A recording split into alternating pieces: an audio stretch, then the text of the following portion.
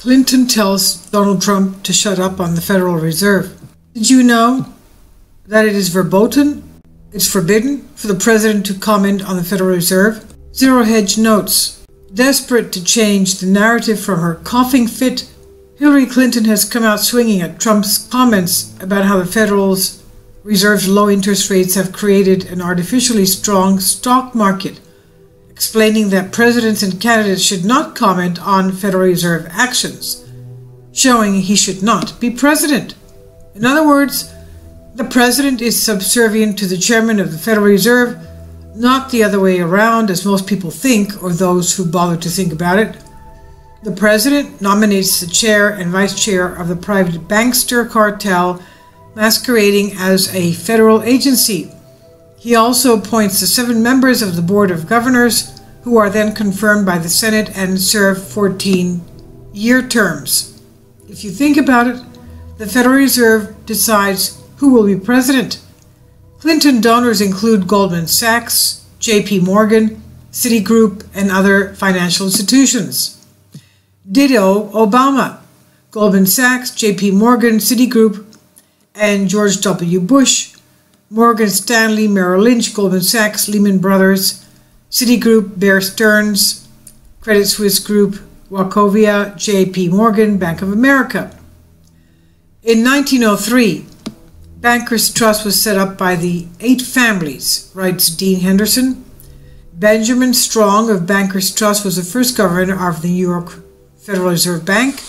In 1913, creation of the Fed fused the power of the 8 families to the military and diplomatic might of the U.S. government. If their overseas loans were unpaid, the oligarchs could now deploy U.S. Marines to collect the debt. Morgan, Chase, and Citibank formed an international lending syndicate. The 8 families are bankster dynasties, an oligarchy. They own most of the shares of the Federal Reserve and include the Rothschild Bank, the Warburg Bank, the Lazard Brothers, the Israeli Moses Safe Bank, the Kuhn Loeb Bank, Goldman Sachs, JP Morgan, and the Lehman Brothers.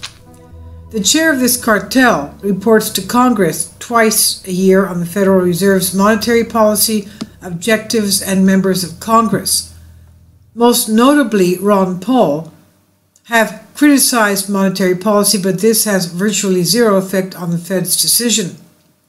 The Federal Reserve controls our money supply and interest rates and thereby manipulates the entire economy, creating inflation or deflation, recession or boom, and sending the stock market up or down at whim, writes the late Gary Allen.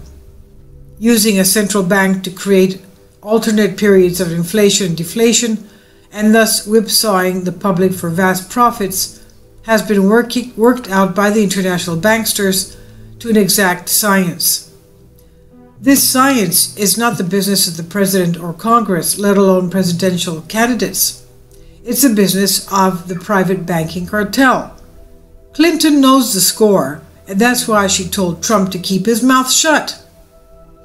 This is an article contributed by Kurt Nemo of Another Day in the Empire, and it's on the Daily Sheeple. I'll leave a link below for you for this.